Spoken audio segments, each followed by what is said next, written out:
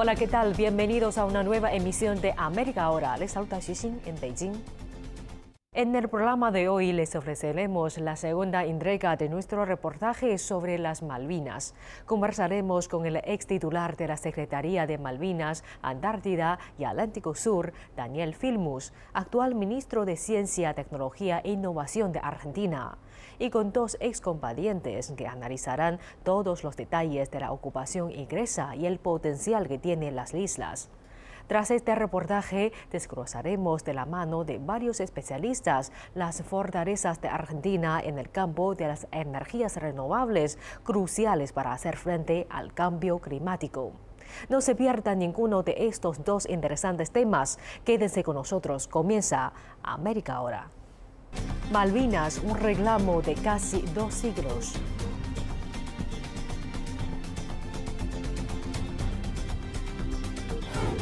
Argentina aprovecha una vasta variedad de recursos para generar energía eólica y solar. En esta segunda entrega sobre el conflicto de las Islas Malvinas, nos aplicamos a los motivos estratégicos de la ocupación inglesa de las islas y el potencial productivo que hay en la zona en relación a los recursos naturales y el acceso a la Antártida. Conversamos sobre esto con el ex titular de la Secretaría de Malvinas, Antártida y Atlántico Sur, Daniel Filmus, y también con dos excombatientes que forman parte del Estado en otras áreas. En el caso de Edgardo Esteban, es el director del Museo de Malvinas y el Atlántico Sur, una institución fundada en 2014 con el objetivo de transmitir la historia de esta región austral y de la importancia que tiene para Argentina. En el caso de Aldo Leiva, fue el primer excombatiente en transformarse en diputado nacional, en su caso por la provincia de Chaco. El reclamo diplomático de Argentina por la soberanía de las Islas Malvinas cuenta con apoyos internacionales en todo el mundo. Muchos excombatientes que fueron soldados de 18 o 19 años durante la guerra ocurrida en 1982, hoy en día trabajan en el Estado. Como funcionarios de distintas áreas, ellos buscan potenciar el reclamo y para generar conciencia en las nuevas generaciones sobre la importancia de las Islas Malvinas para la Argentina. Es el caso de Edgardo Esteban, actual director del Museo de Malvinas y el Atlántico Sur, y también de Aldo Leiva, que fue el primer soldado excombatiente en convertirse en diputado nacional. Hace 38 años que trabajo de periodista y ahora estoy desde hace un año como director del Museo Malvinas, a Islas del Atlántico Sur. Un gran desafío. Escribí un libro que se llama Iluminados por el Fuego, y como parte de esa historia, de ese libro, se hizo una película que fue dirigida por Tristan Bauer, hablando justamente de lo que nos pasó en Malvinas en 1982. Fue todo muy rápido, a tal punto que no teníamos tiempo ni de llamar a nuestra familia. Yo hice dos cosas para que mi mamá sepa que me iba a ir a Malvinas. Una, le escribí una carta, y cuando salimos en el camión, en el Unimog, hacia el aeropuerto de Córdoba, se la tiré a un señor que pasaba en una bicicleta. Esa carta aún la tengo conmigo acá en el museo. Y después, con la excusa de ir al baño, me voy a las cabinas telefónicas del aeropuerto, cuando estábamos ya por tomar el avión hacia el sur, y pude hablar con mi mamá un minuto. Me dieron 4 monedas para hablar un minuto a Buenos Aires. Mi mamá al principio se reía porque yo siempre hacía muchos chistes y era un chiste para ella que yo me fuera a la guerra o a Malvinas. Cuando reaccionó y se dio cuenta que no era un chiste, se cortó la llamada. Así que me fui con esa emoción de mi mamá. Y el día 25 de abril a la noche, 22, después de las 10 de la noche, llegamos a las islas y para mí era llegar a un lugar mágico, impensado.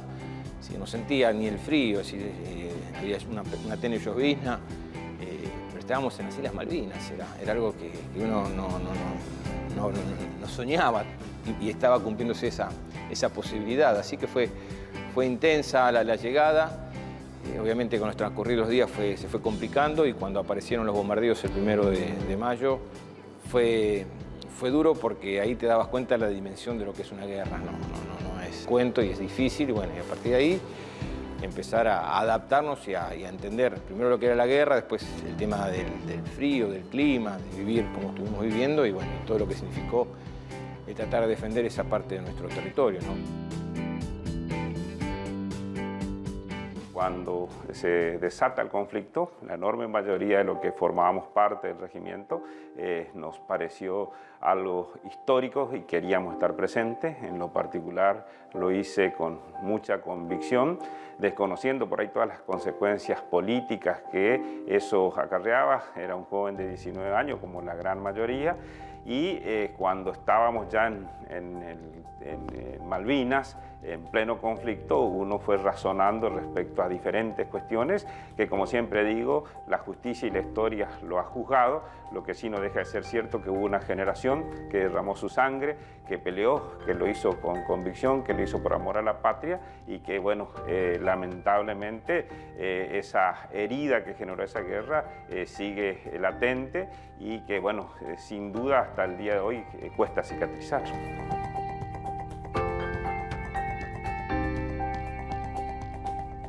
Yo en el 85 empecé a escribir Iluminados por el Fuego. Y para mí era la proximidad, no sé si hoy escribiría ese mismo libro, pero había necesidad de exorcizar, de escupir, porque yo estaba muy angustiado. Y el camino que fui transitando después lo fue remarcando lo que uno veía a su alrededor. Hoy hay más muertes por suicidios que muertes por combate. Y yo estoy orgulloso de haber estado en Malvinas y valoro lo que significó nuestra gesta y lo que significa nuestro reclamo de soberanía ante el Imperio Británico. Pero también hay una parte humana. Es decir, cuando uno habla de 44 submarinistas o habla de 200 o 300 o 500 personas que mueren como consecuencia del COVID-19, por la pandemia, para la prensa es un número. Pero para esa mamá que perdió un hijo en la guerra, para ese papá que perdió un hijo en la guerra, para ese hermano, esa novia, tiene un nombre, un apellido, una historia. Y para esa familia, la tapa de los diarios de todos los días va a ser esa, la de su hijo que murió en la guerra. No va a haber otra tapa.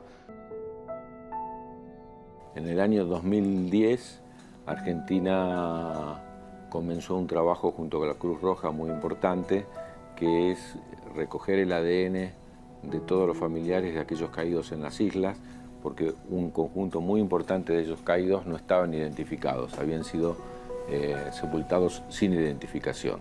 Hay que plantear que la verdad que es una vergüenza que te hayan pasado más de 30 años sin lograr identificar, que se autorice la identificación, que las madres sepan dónde llevar las flores para sus hijos, que sepan en dónde están ubicados claramente sus hijos para realmente poder tener esa experiencia de depositar las flores, de poder dialogar con ellos en el cementerio.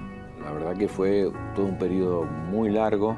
Insisto, hoy en día en el mundo hay un conflicto y al otro día se identifican todos los caídos. Acá tuvimos que esperar todavía 38 años hasta el día de hoy porque todavía hay algunos casos pendientes. El trabajo ese fue un trabajo exitoso con la Cruz Roja y Reino Unido apoyó el trabajo y permitió que hace 3 años comience ya a partir de las muestras de ADN la identificación de los caídos por un equipo donde formaba parte también el equipo argentino de antropología forense, con expertos de Reino Unido y con expertos de la Cruz Roja también. La verdad que el trabajo de la Cruz Roja estamos muy agradecidos, como también que después de tantos años Reino Unido haya permitido que esto ocurra. Hoy en día la gran mayoría de esos soldados han sido identificados, todavía nos quedan 2 tumbas colectivas sobre las cuales estamos trabajando. Sobre una ya hemos firmado los acuerdos con Reino Unido como para poder avanzar, falta solo la parte operativa, que ya está lista y hace falta ponerla en práctica. Estamos seguros de que este año, por lo menos, la primera de esas 2 tumbas colectivas que es necesario identificar va a poder realizarse. Así que ha habido avances importantes, es un proceso de Estado, hay que decirlo, que empezó, estoy hablando año 2010, estamos en el año 2021 y todavía continúa y es muy importante para la tranquilidad de los familiares y porque es un hecho humanitario, donde, como hablábamos antes también de la pandemia, los países tienen que hacer todos los esfuerzos para atender la demanda, la esperanza que tienen los familiares de recuperar la posibilidad de saber dónde están sus hijos.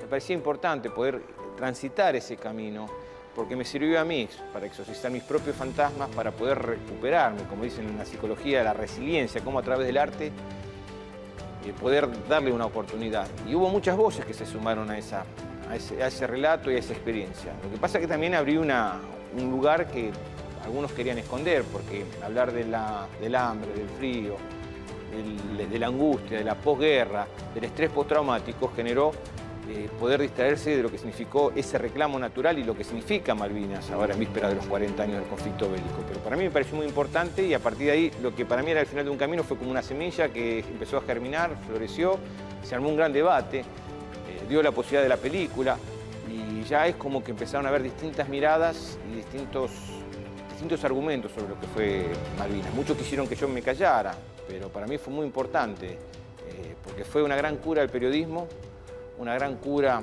poder escribir ese libro y después una gran cura porque yo fui el primer excombatiente que vuelve a Malvinas en el año 99. Trabajaba para medios extranjeros, hoy como supuestamente periodista, y lo que era un paseo o una experiencia como periodista terminó siendo tapa de los diarios. Era el primer excombatiente que retornaba a nuestras islas. Los Kerpers tenían muy claro de dónde venía y de mi historia como soldado. Así que fue muy desagradable la llegada, me maltrataban, durante toda la noche, de la primera noche me tiraban piedras, me insultaban, me tiraban los autos encima. Después se fue distendiendo el tema, particularmente con una maestra que me había visto a los soldados en el 82 y ella quería dialogar conmigo, Verónica Fowler. Y también fue como parte de esa cura que te contaba antes, porque fue encontrar mi pozo de zorro, mis lugares en Malvinas. Yo fui a un lugar virgen, nadie había ido a donde combatí y a muchos lugares. Entonces estaba lleno de elementos de artillería o de elementos de armas de fuego, pero había muchas cuestiones personales, desde paquetes de papas fritas, cepillo de dientes, maquinitas de afeitar, estacas. Todos esos elementos que yo fui encontrando cercanos a mí y que supuse y sé que muchos de ellos me pertenecen, fueron míos en aquellos días. Así que fue como reencontrarme y también fue parte de curar esas heridas, ¿no?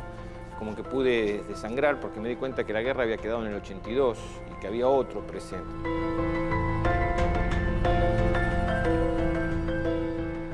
Soy el primer soldado excombatiente en llegar al Congreso de la Nación. Fui 4 veces intendente de la ciudad de General San Martín. Yo en cada uno de los juramentos, son 4 años el mandato de intendente, sí estuve 16 años como intendente, siempre consideré que el juramento no es un mero acto protocolar, siempre lo he hecho por algunas cuestiones muy fuertes, en este caso por mis camaradas muertos en Malvinas, porque entiendo que es una forma de generar un compromiso y ese compromiso tiene que estar latente en cada acto de nuestras vidas, que tiene que ver fundamentalmente con generar conciencia en las nuevas generaciones, partiendo de los más chicos, para que seguramente en un futuro no muy lejano, quiera Dios, que volvamos a ver flamear nuestra bandera, porque es lo que nos corresponde por antecedente histórico, porque nos pertenece y en este contexto hoy creo que la mejor forma es justamente pregonando un país más solidario, con más justicia, con más igualdad para todos y a partir de ahí, sin duda, generar las condiciones para que a través de los foros internacionales el Reino Unido entienda que este acto de piratería no puede seguir de manera indeterminada y que tenemos que sentarnos a hablar en algún momento de la soberanía. ¿Y por qué acepté ser director del Museo Malvinas? Es porque creo que tiene que ser un punto de encuentro este museo, más allá de esas diferencias, de esa transversalidad, de esos matices. Acá no se cuenta solamente lo que nos pasó hace 39 o 40 años, que fue el conflicto bélico, sino 500 años de historia. Acá tenés concentrado lo que es la fauna, la flora, lo que son los recursos naturales, lo que es la geopolítica, los reclamos internacionales, lo que es el colonialismo, lo que fue el conflicto bélico, lo que fue la dictadura cívico-militar. Es decir, es un punto de encuentro en donde lo que trata es de construir todo ese relato y también tiene un actor importante que fue la guerra de Malvinas en el 82, pero que es parte de esa historia colectiva, de esa necesidad de poder entender, de poder comprender por qué Argentina reclama ese territorio que fue usurpado y que va a seguir teniéndolo como bandera. Es decir, es un camino que a través de este lugar, que es un museo muy, muy bello, que tiene mucho de audiovisual, es decir, acá todo es con imagen, se pueda entender este sentimiento, esta pertenencia, esta identidad. Yo creo que después de la bandera, Malvinas es el otro tema que es transversal, que nos marca. No hay un pueblo, por más pequeño que sea, que no tenga una escuela, una calle, una plaza, un monolito, un monumento en homenaje a los caídos o lo que es la causa Malvinas. Hay una generación que es lejana a lo que fue el conflicto bélico, que es distante en este tiempo de la transformación que tenemos con lo audiovisual, con las comunicaciones, con lo que son las nuevas tecnologías. Hay una generación que poco entiende o comprende qué es Malvinas. Entonces hay que llegar a ellos y con sus propias herramientas. Octavio Paz decía que la otredad es de aquello que no se tiene, aquello que es lejano, aquello que hay que recuperar. Y Malvinas es algo que está cercano en el afecto y en lo que significa ese colectivo para recuperar.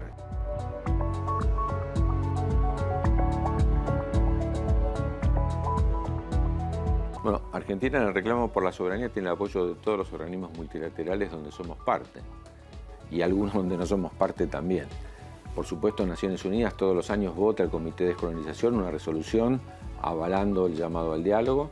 Lo hace el Mercosur, lo hizo la UNASUR, lo hace la CELAC, que son todos los países de América Latina, más Centroamérica y el Caribe. Lo hace la OEA, todos los países, incluidos Canadá y Estados Unidos. Lo hace la Cumbre de los Países Africanos con América Latina, la Cumbre de los Países Árabes con América Latina. Lo hace el G77 más China. Son 133 países que plantean esta perspectiva y lo hacen bilateralmente muchas naciones, una de las cuales es China. Por supuesto, Rusia. Hay muchos países bilateralmente que no están en estos organismos que yo señalé, que unánimemente apoyan a la Argentina, es decir, el mundo apoya a la Argentina unánimemente y esto creemos que es el camino para la recuperación de las islas. Es decir, el clamor internacional de que Reino Unido tiene que cumplir con las resoluciones de Naciones Unidas.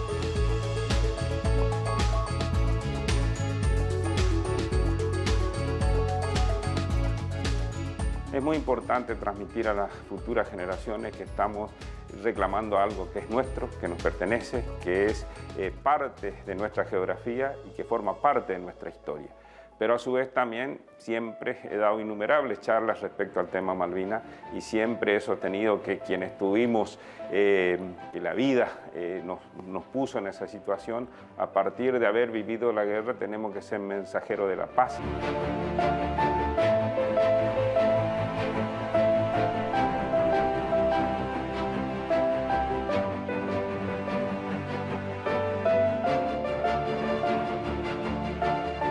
Argentina es un país que posee una extensísima plataforma continental. Argentina es 2 veces más grande en plataforma continental que en Argentina continental. 2 veces nuestro territorio. Esto también permite ver con detalle las razones de por qué Reino Unido usurpa las Malvinas, las Georgias y las Sandwich del Sur, cuando toma en cuenta la plataforma y las 200 millas que rodean. Para tener una idea de cuánto usurpa Reino Unido, para tener una idea, usurpa 2.200.000 kilómetros cuadrados. La provincia de Buenos Aires tiene 350.000 kilómetros cuadrados. Reino Unido tiene 250.000 kilómetros cuadrados. Así que prácticamente 10 veces la extensión de Reino Unido en el Atlántico Sur. Ahora, esa plataforma, cuando uno la mira en un contexto del mapa argentino que fue votado este año, al votarse la plataforma, lo que uno ve es que lo que nosotros siempre mirábamos, que Argentina era de Ushuaia a La Quiaca, en realidad Argentina es de La Quiaca al Polo Sur. Entonces Ushuaia, que es concebida generalmente como el fin del mundo, es el centro de la Argentina. Una mirada, como quiere nuestro gobierno, que es una mirada de ver el sur como una estrategia de desarrollo, no solo como reivindicación de soberanía, como una estrategia de desarrollo, hay que, o permite, concebir ese sur como una potencial expansión de la riqueza argentina que tenemos que cuidar para las futuras generaciones y que también tenemos que saber aportar a un país que necesita de ese Atlántico Sur para su crecimiento, para su desarrollo y para la distribución de las riquezas que hay allí entre todos los argentinos y argentinas.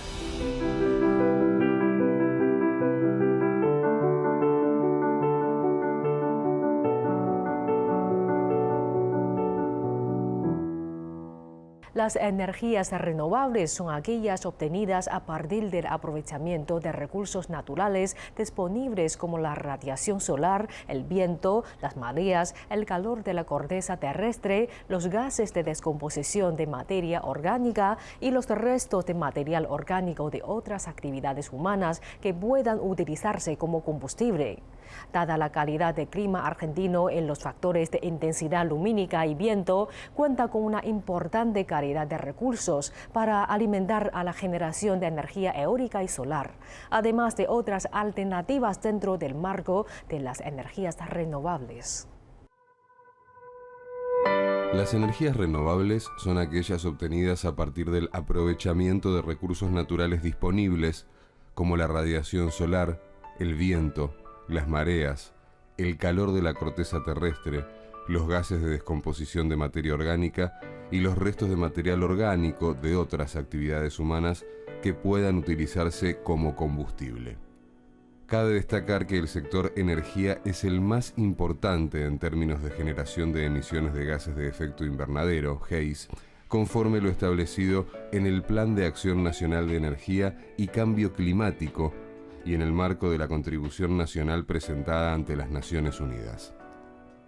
Dada la calidad del clima argentino en los factores de intensidad lumínica y vientos, cuenta con una importante cantidad de recursos para alimentar a la generación de energía eólica y solar, además de otras alternativas dentro del marco de las energías renovables. Soy Corina Martínez Gallero, soy abogada. Soy jefa de gabinete de la Subsecretaría de Energía del Ministerio de Infraestructura de la Provincia de Buenos Aires y también soy vicepresidenta de Centrales de la Costa Atlántica S.A. Yo soy Gabriela Richter, directora de Energías Renovables de la Secretaría de Energía del Ministerio de Economía. La energía renovable en la provincia principalmente se empezó a desarrollar en pequeños grupos, localidades, por medio de cooperativas. Este proceso empezó a desarrollarse en los 2000 y luego fue acompañado por la normativa. En 2001 aproximadamente salió una ley que promovía y promulgaba el interés y incentivaba la generación renovable en la provincia como un objetivo a estimular las nuevas tecnologías. Esa ley luego se quedó en desuso, se fue derogada en 2016 a partir de la Ley Nacional del Fomento de la Generación de Energía a partir de fuentes renovables. Hubo consenso nacional en las cámaras de diputados y de senadores y casi por unanimidad salió la nueva ley por la cual tenemos objetivos a mediano plazo.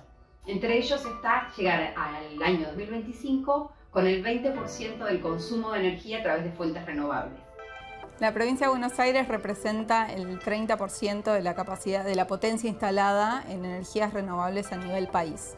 Ese 30% está representado en 21 proyectos operativos hoy en día que están funcionando, que se dividen en proyectos de parques eólicos, sobre todo en su mayoría, y centrales de bioenergías.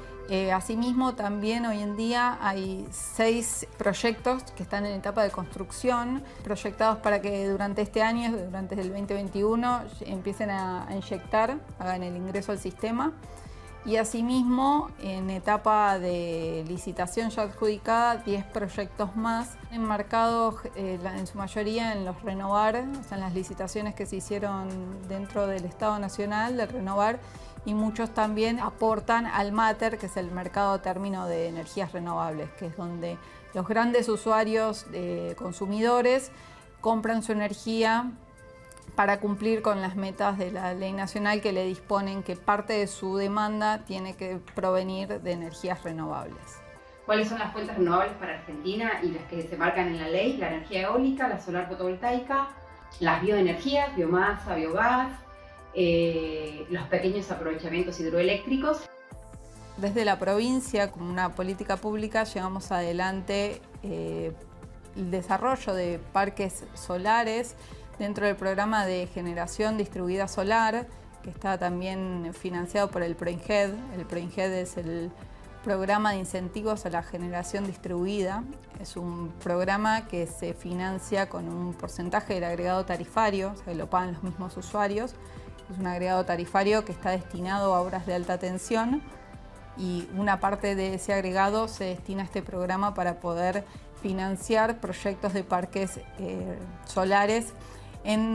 Generalmente están desarrollados en pequeñas localidades, en localidades muy chicas donde son una punta de red o que tienen déficits energéticos, donde hay una situación crítica del sistema eléctrico.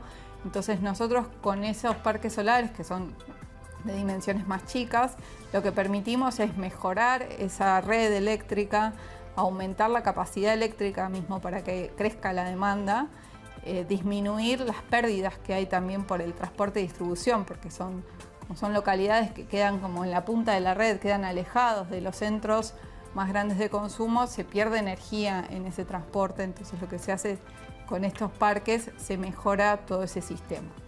Otro proyecto que nos entusiasma mucho, que estamos encarando, son los proyectos que estamos encarando a partir de este año, es un proyecto de eficiencia energética y generación renovable en escuelas. Es un convenio realizado con la Dirección General de Cultura y Escuelas de la provincia de Buenos Aires y es un proyecto que lo que permite mejorar los sistemas eléctricos de las escuelas de la provincia. Estamos trabajando en más de 120 escuelas actualmente y lo que se busca es la instalación de paneles solares fotovoltaicos de 3 a 9 kilovatios para mejorar lo que es todo el sistema. Después también el recambio y la instalación de termosolares para lo que es toda la calefacción de agua, para las cocinas mismo. Y también lo que se busca a futuro, hacer una sustitución de los métodos de cocción por métodos de cocción eléctricos. La mayoría de hoy, la generación por fuentes renovables es eólica.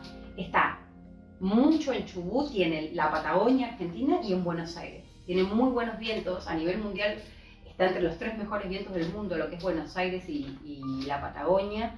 Lo que es energía solar fotovoltaica hay más o menos 800 megas y están instalados en el norte de Argentina. En las provincias, casi todo en Jujuy y las provincias bien norteñas. Lo que son las bioenergías, es mucho menos la cantidad, más o menos alrededor de 300 megas que hoy tenemos instalados y están en el nordeste. Después, lo que son pequeños aprovechamientos hidroeléctricos es bastante variado. Hay en Mendoza, hay en muchas de las provincias de Argentina, salvo en el sur-sur, hay energía mini hidro. Otro de los programas que tenemos en cartera es el programa de eficiencia energética de la isla Martín García. La isla Martín García es una isla en el territorio de la provincia de Buenos Aires que hoy en día su generación eléctrica es a diésel, es una generación a diésel, o sea, totalmente ineficiente, además que ni siquiera se puede asegurar un abastecimiento las 24 horas del servicio. Entonces lo que se está proyectando, estamos en una fase bastante inicial de armado de pliegos, todo lo que es la instalación de un sistema solar fotovoltaico para abastecer con la generación renovable solar a la isla. Asimismo también, más de una mirada de la eficiencia energética, está proyectando el recambio de las luminarias, de las convencionales por LED, un recambio de las luminarias del alumbrado público por luminarias automáticas, autónomas, que se enciendan cuando realmente no haya luz solar, y así como la instalación de termosolares en lo que son viviendas y en edificios sociales como escuelas dentro de la isla. Con todo esto terminamos esta edición de América Ahora. Gracias por sintonizarnos durante esta media hora. Soy Xuxin en Beijing. Nos vemos en la próxima emisión.